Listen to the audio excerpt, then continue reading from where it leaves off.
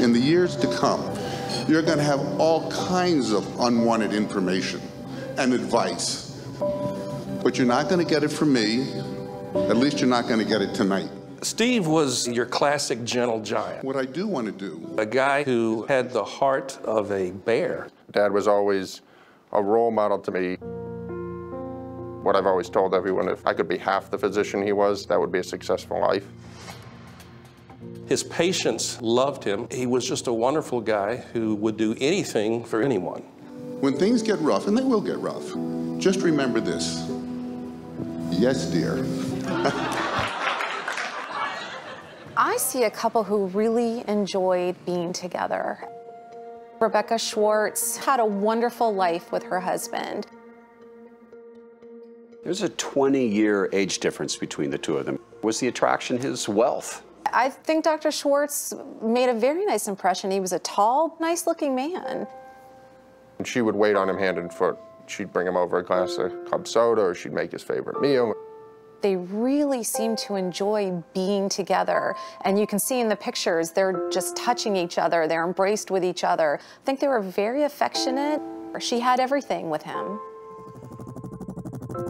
They own 38 houses. I built them. I built from scratch. Leo Draga was hired by the Schwartzes, took care of the many properties that they owned. He was a family friend. I became really close with the family.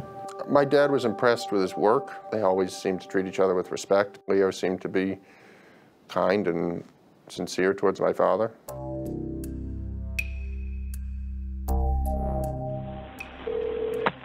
Tarpon Springs Police, can I help you? Hi, I just walked into my house and somebody robbed my house. It first came in as a burglary call at a Tarpon Springs mansion. Tonight, it's a murder mystery. Dr. Stephen Schwartz died violently. Strangled, stabbed several times, shot in the neck and in the head, and left in a pool of blood in his own house, dead.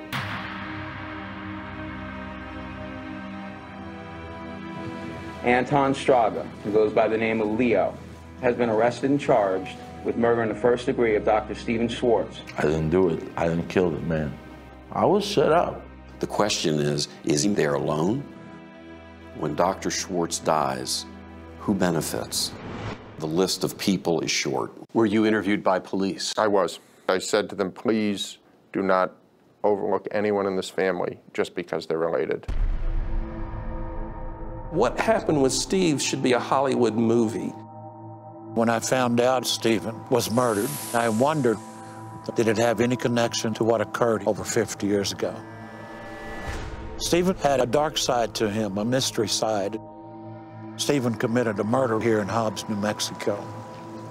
I know because I was there. When you learned that your beloved father had once been a murderer, what was that like for you?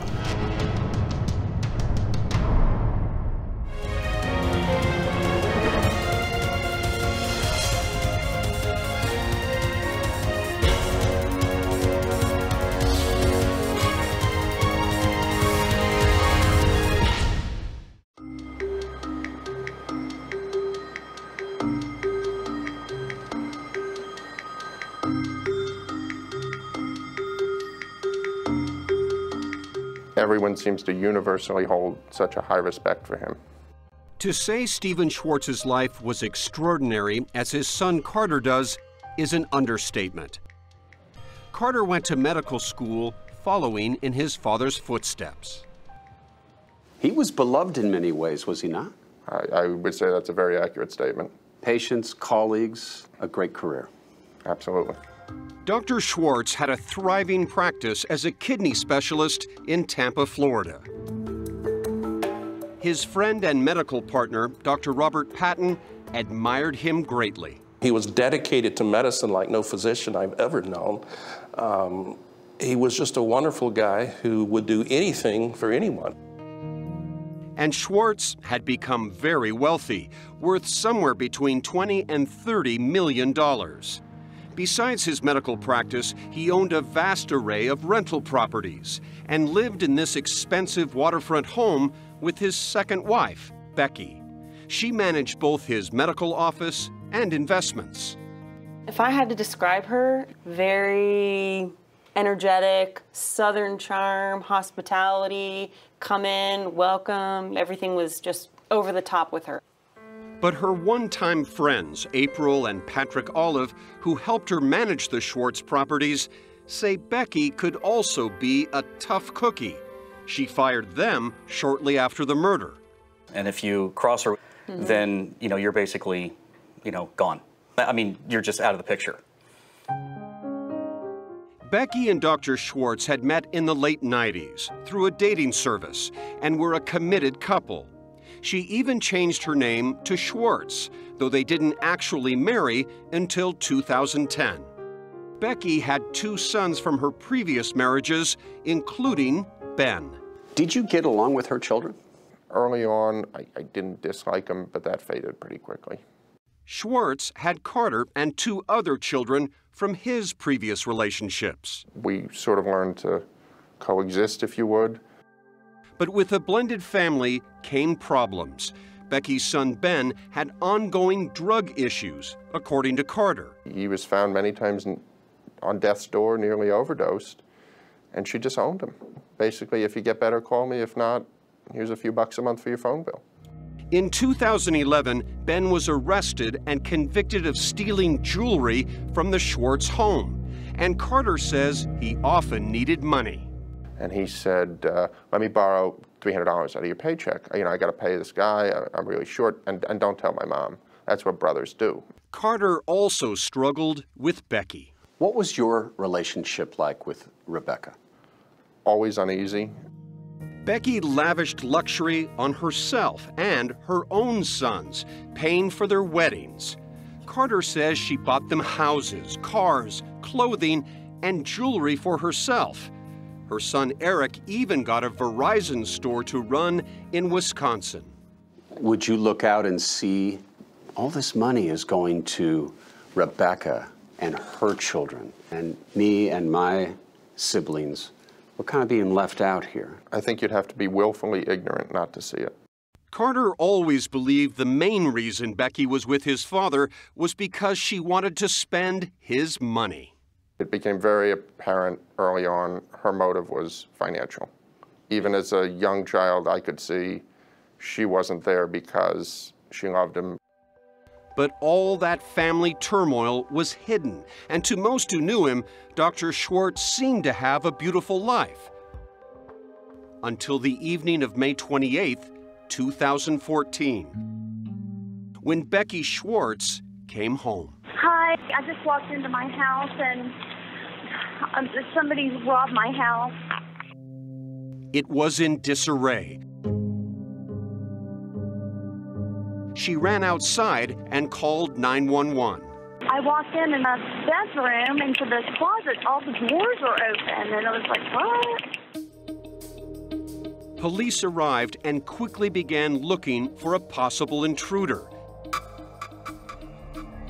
Instead, they found Dr. Schwartz in a pool of blood. He had been strangled, shot, and stabbed. One of, if not the worst moment of my life. Carter Schwartz was on the way home after traveling in Japan when he got word of his father's murder. What do you do? Stuck at an airport. It was feeling numb when people describe it. I think now I can relate to what they mean by that, just a feeling of helplessness. By the time he landed back in the States, Carter called his uncle, certain he knew who killed his father, because it struck him that to Becky, Dr. Schwartz was worth more dead than alive. And the first words out of my mouth on that phone call were, it's Becky, Ben, or a combination thereof. I don't know how, but I know one of the two of them or both are involved. Police looked at Dr. Schwartz's inner circle. They interviewed Becky and Ben. But they then began to focus their attention on the Schwartz's longtime employee and contractor, Leo Straga. Rebecca hired me to fix her first house. Leo, who is from Albania, was working in the U.S. without proper legal status. But he was very good at his job, paid more than $100,000 a year by Dr. Schwartz.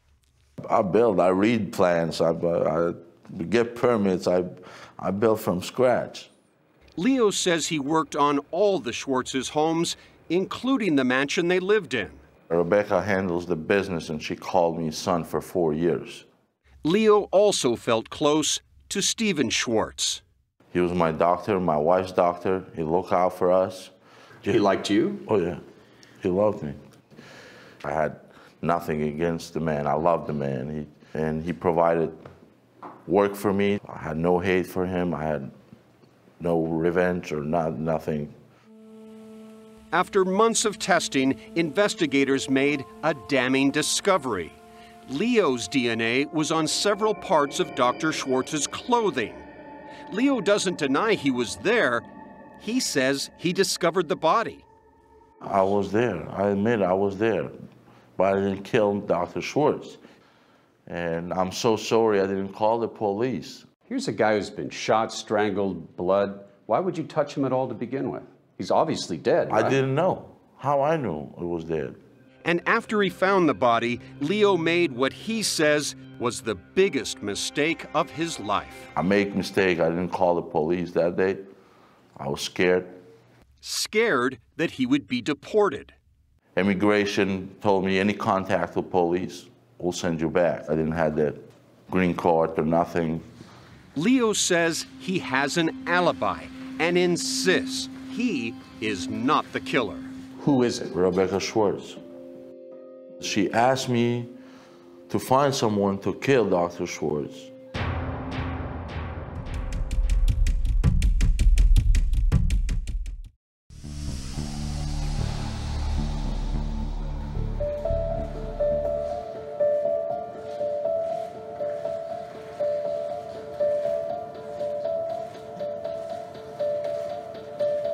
Leo Straga adamantly denies he killed Dr. Schwartz.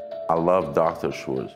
He says he had every reason to keep Stephen Schwartz alive. He was my doctor. He provided food for my family. Leo says his DNA must have gotten on Schwartz's clothing when he checked the body. I see Dr. Schwartz. He was facing the wall. And I know I went down and grabbed him and shook, "Hey, Dr. Schwartz, are you okay?" And he says the only reason he was in the house that morning was because Becky sent him there. She said she had left the house that morning without her handbag. She said, "I had a little fight with Dr. Schwartz. Can you go and grab my bag, please? I forgot my bag." From the house? From the house. And I go grab it. I found a dead body. I think she murdered him.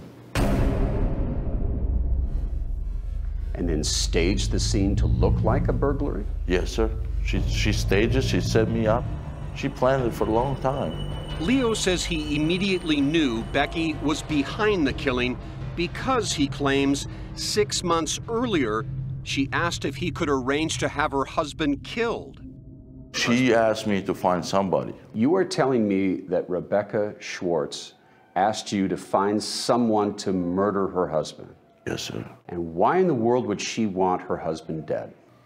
I don't know. Was there money involved in this? There's speculation that she wanted her husband dead so she could collect on his many millions. I don't know for sure. Leo says when he picked up the handbag, he saw a knife inside. He took the bag back to Becky that morning and confronted her. I said, "What did you do?" right away. I said, "What the hell did you do?" And she said, "You know why I did it." Leo says that confrontation was more than 10 hours before Becky called police to the house that night to report an alleged burglary. He also claims she threatened him. If you say anything, you're never going to see a house or you're never going to see a penny. He says Becky threatened to withhold $75,000 he had invested in real estate with her. So we're not ruling out anything else. 10 months after the murder, Leo Straga was arrested, but police kept looking for evidence. This is still an active criminal investigation. While this homicide investigation document listed Becky Schwartz as a suspect, she has never been charged with anything related to her husband's murder. But friends and colleagues of Dr. Schwartz have always suspected Becky was involved. It all points to her. She probably wasn't the one who pulled the trigger, but she was behind it all. Her motive? What is the most important thing to Becky Schwartz? Money, money. She is into money like you and I are into breathing air. And greedy, just greedy to the point of it being absurd almost. But absurd took on a new meaning with Becky after a tragic car accident 30 years ago that killed her 2-year-old son, Christopher. This is a woman whose son was killed by a drunk driver. She went to work for MAD, Mothers Against Drunk Driving. She has a felony conviction for embezzling money from MAD. That's right. She was convicted of embezzling from Mothers Against Drunk Driving. More than $12,000 she used to buy a car and a boat for herself. Now you tell me, what kind of person does that? Becky got 5 years probation and had to pay back the money she stole. That's like stealing money out of the donation tray at church. And there were bizarre behaviors after Dr. Schwartz's death that fed speculation about Becky's involvement. Patrick and April Olive say that around 9 o'clock in the morning, Becky unexpectedly showed up at their house. I heard the door open, she grabs a beer and comes sits on the couch and drinks a beer. Drinking the beer at 9 a.m., definitely not something that we've ever seen. I don't recall there being a lot of conversation, but I did notice her being somewhat of a stressed type of thing, you know, putting her hands on her knees and she was rubbing her hair and, you know, and then I think she was gone after she drank the beer. And strangely, Becky never wanted a memorial service. But when Schwartz's colleagues planned one, it turned out Rebecca had canceled any services, any ceremonies, any remembrances for my father. Only later did I find out she held a private funeral or service, if you would, at the house, to which I was not invited. She is clearly a sociopath, without a doubt. If evil is to the left, good is to the right, she's about 5 standard deviations off the left side. According to Leo Straga, Becky even wanted Carter out of the picture. Leo claims there was a conversation at this bar along with Becky's son Ben a year before Dr. Schwartz was murdered. She goes, I want you to find somebody to kill Carter Schwartz, Dr. Schwartz's son. And her son goes, Mom, are you crazy? What are you saying? Is this a drink talk? And I thought, what was that? And she said, no, I'll say it when I'm sober. And I said, listen, I'm your man for construction, but I don't know what you're looking for. I mean, that's crazy.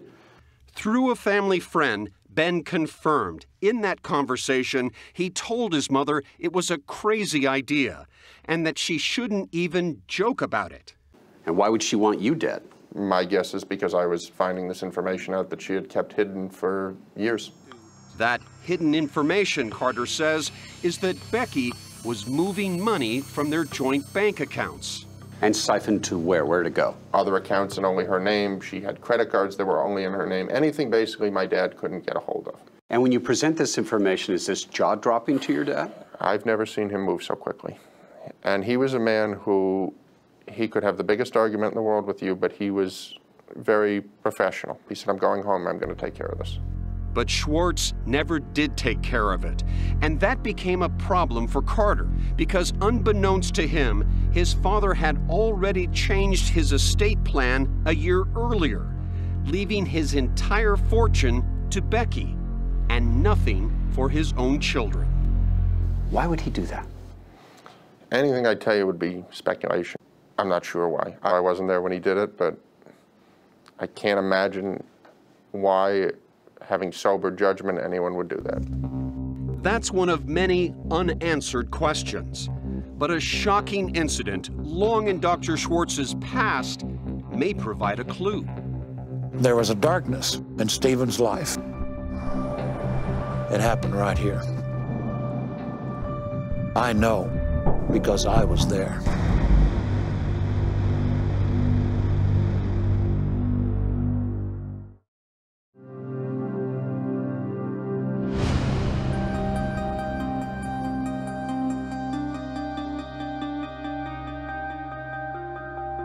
A year after Dr. Stephen Schwartz was found shot, stabbed, and strangled in his waterfront mansion, Leo Straga sits in jail.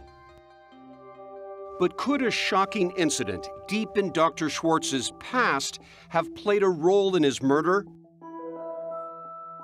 55 years ago in Hobbs, New Mexico, Schwartz himself was involved in another murder case. It happened the day before Thanksgiving of 1961, November. Back then, Philip Dyer was 20 years old, a former high school football star and a buddy of Stephen Schwartz. Maybe in a small little cell. Today, Dyer is an adjunct professor of criminal justice at Youngstown State University in Ohio. That changed my whole life right there in that point in time. We brought him back to New Mexico to tell the story of that day in 1961 with Schwartz, who was 21 and a college dropout. Schwartz was a tall, handsome kid from New York, the son of a doctor. I liked Stephen. I really did. I mean, he was intelligent, he was bright, he was sharp. He just had this kind of dark side to him that you couldn't quite put your finger on it. And on that fall day, the dark side came out. Schwartz decided to rob a local dentist, Dr. Victor Cook. I'd see him on the street from time to time, and he'd always ask me, how you doing, how's your teeth doing? James Cecil, a local auctioneer in Hobbs for decades, 12 and a half. You're out, 12 and a half, 1,500. Was a patient of Dr. Cook back then. He was just a good dentist and become a good friend. In this small town, where everybody knew everybody, Dr. Cook was known to carry large amounts of cash. I imagine he had maybe $1,000 or more at that time on him. I figure that's why Schwartz went there to rob him. Schwartz, Dyer says, may have had some gambling debts to pay off. It was well known that he liked to gamble quite a bit. A desperate kid looking for a way to bail himself out. I don't think he was a badass kid at all. I mean, I don't think any of us were, really. Schwartz had recruited Dyer to drive him to and from the dentist's office. We would have pulled up exactly like this, but we would have parked a little closer right in this area. The dentist's office used to stand where this playground now sits. Dyer wasn't even sure Schwartz was really going to go through with it until he pulled out this gun. And I told him, I said, I want nothing to do with this. I'm leaving. While Dyer walked away from his car, Schwartz went ahead with his plan. But the robbery of Dr. Cook went terribly wrong. As I read these stories, you know, that he didn't want to give him his money. He said, no, you'll have to shoot me. You're not going to get my money. Minutes later, Schwartz, driving the car, pulled up to Dyer on the street. And I'm thinking, he couldn't have done anything. It's too, hasn't been long enough to do anything. So I run and get in the car, and when I look inside, look at his face when I get in, I turn around and look at him, and his eyes are just bloodshot. And what he described to me, he said, I shot the man between the eyes, and he did this. It was a horrific incident. And to this day, Cecil has the gun Schwartz used to murder Dr. Cook. I always thought a lot of him, and I wanted that gun, so I bought it at the auction. I think most of us that were involved, that it was a horrendous, despicable, and deplorable act. Dyer, the accomplice, went to prison for a year. Schwartz, the shooter, spent 9 years in prison. Both sentences were eventually commuted, and both men later went to college. Schwartz moved to Italy, where he earned a medical degree. The two former criminals pledged to spend the rest of their lives atoning for their terrible act. I think he had that drive to somehow make up for the wrong and the pain and the suffering that he caused to Dr. Cook's family, to others in this community. And I had that same drive as well. When you heard the news that your father had killed a man, How shocking was that for you? Very. I didn't even know about it until after his death. But could that murder 55 years ago, which had been a closely guarded secret, have somehow played a role in the murder of Dr. Schwartz? The only one that can really answer that question is Dr. Schwartz himself. Will Florin and Tom Robig are top civil attorneys in Florida who represented Carter and his family in a wrongful death suit. The person that benefited was Becky Schwartz and the people that she deems worthy of giving away Dr. Schwartz's money to. And we've alleged that Leo and Becky conspired to murder him. Ben is not named in the lawsuit, and there have been no criminal charges filed against him in the murder. But as for Dr. Schwartz's dark past, there's some folks that think that his past was being used against him. Used, Florin theorizes, by Becky to blackmail her own husband for millions. But is the suggestion, the possibility that Rebecca Schwartz may have said to him, if you don't transfer everything in the estate over to me, I'll make this deep, dark secret public. I'll ruin your reputation. Your own children will learn that you were a murderer. That's one possibility. In fact, according to a police document, one of Schwartz's office workers called police to say Rebecca was blackmailing Dr. Schwartz by withholding information that could ruin his career. If she knew, which I have every reason to believe she did, that's entirely possible that was something used against him. But Becky is not saying anything. I reassert my rights under Article 1, Section 9 of the Florida Constitution. She's in a new state, starting a new life with a new man. Becky Schwartz has basically stolen my entire family.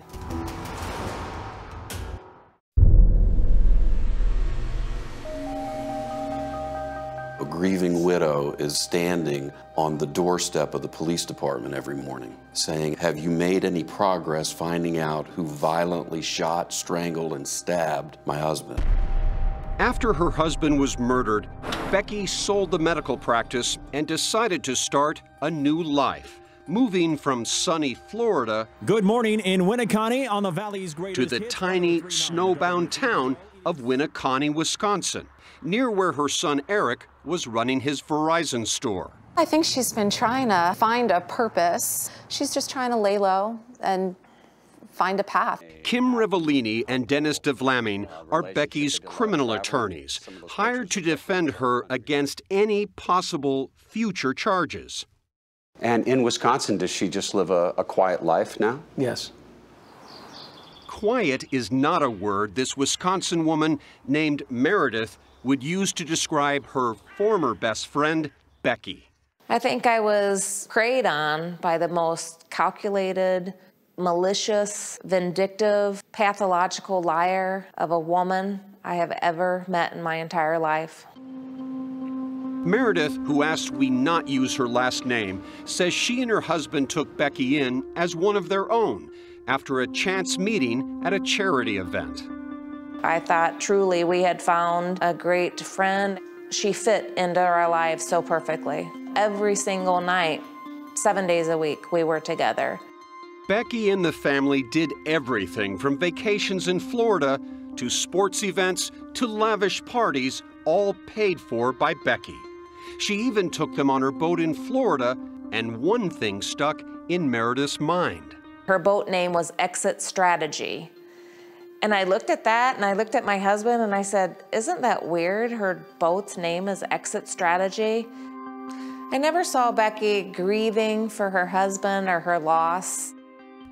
And as time went on, Meredith felt Becky was becoming a little too close to her own husband. I kept telling him, I said, it's like you've checked out of our marriage, and I don't understand. I don't understand what's changed, what's happened.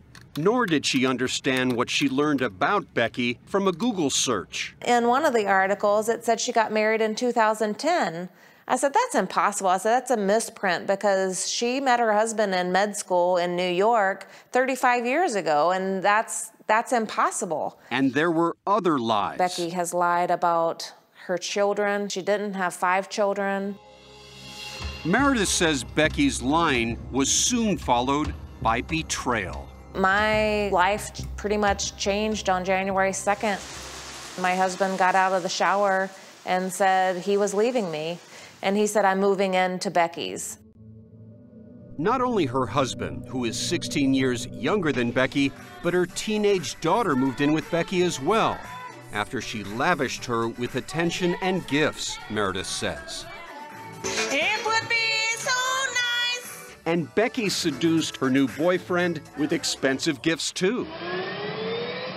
The boyfriend has had a plane bought for him. Becky took his extended family on an Alaskan cruise that lasted a couple of weeks with Dr. Schwartz's money. Ultimately, I think Becky's motive was to buy into our family. Money was her way of connecting. Being betrayed by her husband and her best friend was just too much. And I quickly grew more depressed and decided that I was going to end my life, that I couldn't stand the pain anymore.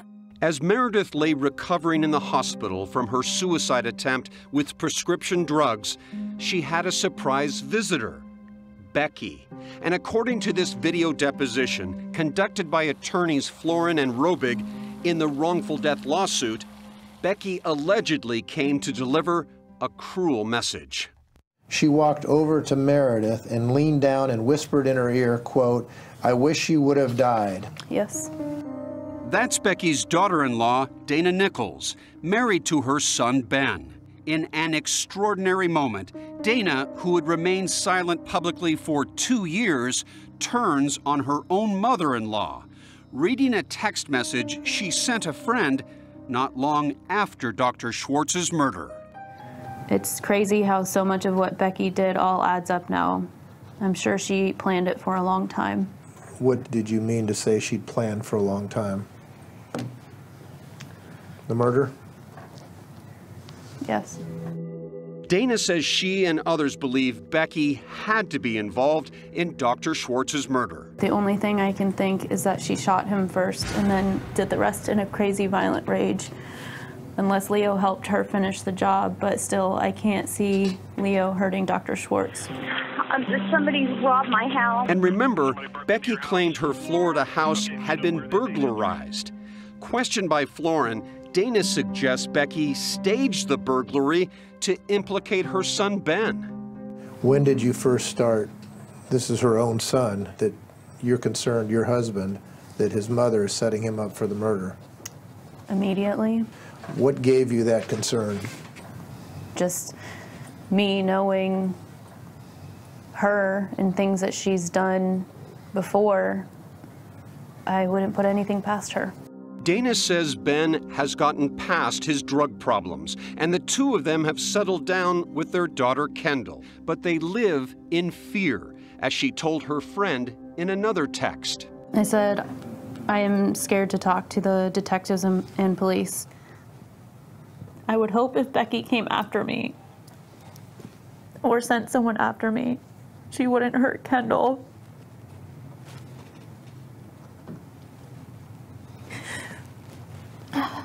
But sadly, I don't think anyone matters to her but herself.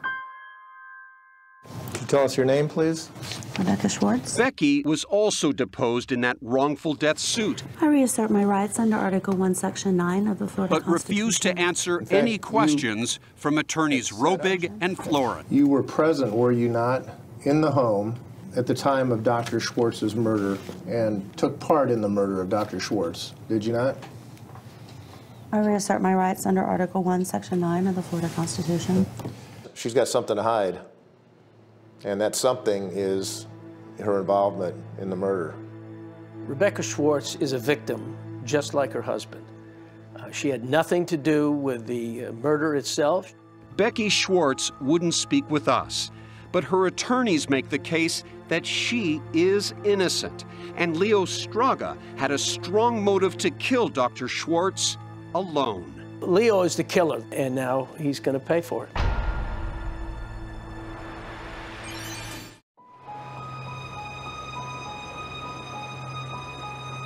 More than 3 years have passed since Dr. Schwartz's murder, and Becky splits her time between Florida and Wisconsin.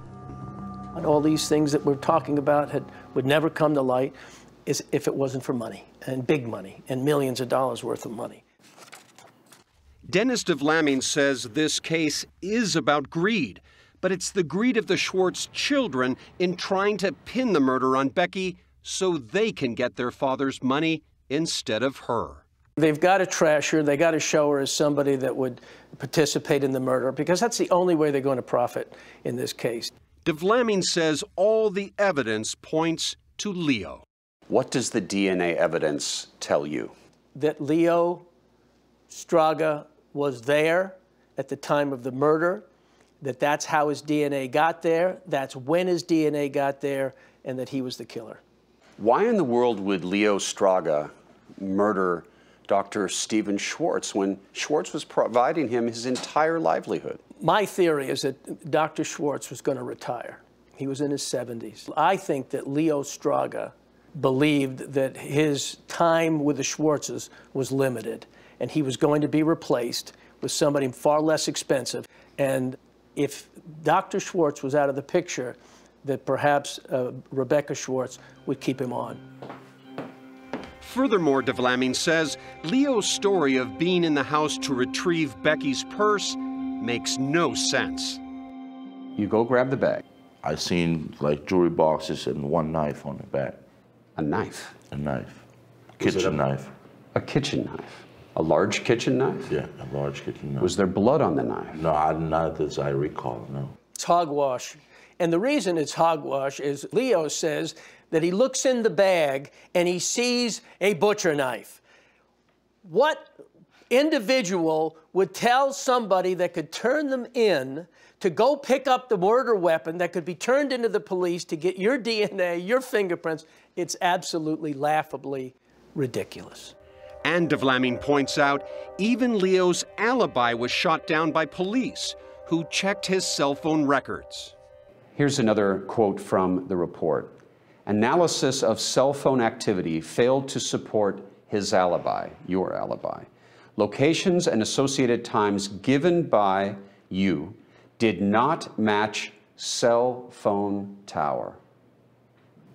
I told you, I know what I did. I was with people with alibi all day, and I made few runs because I'm on a construction site job, a $125,000 job. So I had to go and buy materials or dump a trailer. This looks really bad, though. This looks bad. I know it looks bad. Well, I know it looks bad. And DeVlaming says Leo is a large man, capable of physical force, unlike Becky. My client is 5'3", Dr. Schwartz is 6'3". There's no way in the world that she could have shot, stabbed, and strangled somebody that big. DeVlaming denies Leo's claims that Becky ever asked him to kill Schwartz or his son Carter. All of those are false. All those statements are false. But Leo insists he didn't do it, that Becky was the culprit. I'm so sorry I didn't call the police. I mean, I regret it all of my life, but one thing, I didn't kill their father. I didn't kill their father. I'm not the man. Your DNA is on the victim. You didn't call 911. And when you were interviewed by investigators, you lied to them. You add all that up, and you've got yourself a murder suspect. I know. That's why I'm in here.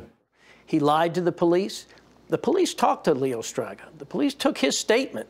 He never mentioned anything in his statement to the police about Rebecca Schwartz being in any way responsible for the death of her husband.